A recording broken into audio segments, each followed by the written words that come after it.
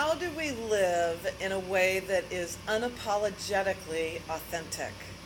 It's a great question, and one we're going to talk about here for a few minutes. I'm Brenda, Florida, life coach and lifestyle advisor, and this is part of my Live Lavishly video series. If you don't have the Live Lavishly Manifesto, hop over on my website, brendaflorida.com, and you can get that there. But today we're going to talk about this idea of unapologetically authentic. I mean, what does that even mean? And how do we do it? What does it look like? For starters, it's not an excuse to be rude to someone, right? And just call that my authentic self. That's not what we're going for. But what we are going for is really bringing how we act and behave and speak and dress and the things we're involved with and the places we go, everything from how we have fun to how we do our work in a way that feels very authentic to who we are. It's a little bit similar to what we talked about in another video about knowing our truth and speaking our truth. So being authentic, is part of that. And so it takes a little self-examination, right? Because we've all been conditioned to put on certain masks or personas, to not say when we're in disagreement sometime because that might upset somebody, or everybody who goes to my church kind of dresses in this way. And so if I like to wear fishnets, I can't do that because we don't do that at my church, or in my, group of friends or whatever. And yet if that's really who you are, and I happen to love wearing fishnets, so I understand that, then to hide that doesn't really serve you. I have this really strong belief that we are all unique expressions of the divine, right?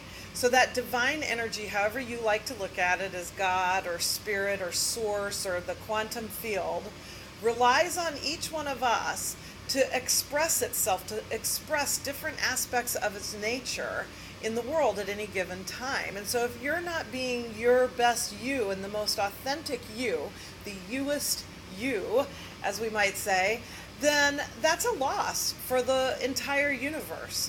So I really want to encourage you to sort of dig deep and examine the things you're involved in, examine the way you show up in the world, in your work, in your play, in your relationships, and how you communicate with people, all kinds of things. Again, even how you dress can be very much a reflection of your authentic nature. And start exploring ways you can express that where maybe you're not.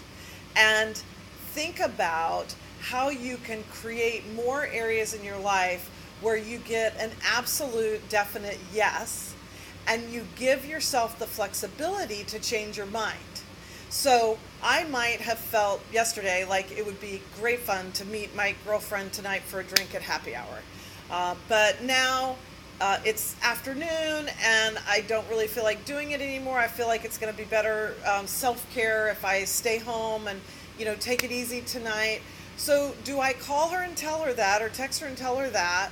Or am I worried about hurting her feelings and so I go anyway? When I am worried about hurting her feelings and go anyway, I'm probably not going to be able to show up authentically because I don't actually really want to be there. I really want to be at home. So can I call her again, text her and say, hey, let's postpone? Or am I too worried about upsetting her or disappointing her? So part of living really unapologetically authentic is being able to risk, doing something that somebody else doesn't like or doesn't want you to do. But knowing that for you, that's the highest calling for you in that moment. And the people that really love us and really care for us and not engaged with us just to get what they need from us, they'll totally understand that. So give it a try. I would love to have you put some comments below about how you've done this or you're working on doing this in your life. And of course, none of us are perfect, right? So we all have time. Sometimes the best way to learn is to show up and not be authentic, but then realize that and then walk yourself back through that event and say, okay, when did I give up myself? When did I kind of shut down and stop saying what I wanted to say? Or showing up in the way I really wanted to, and let that be the lesson, right? Because to live lavishly is a journey, and I'm glad you're on it with me.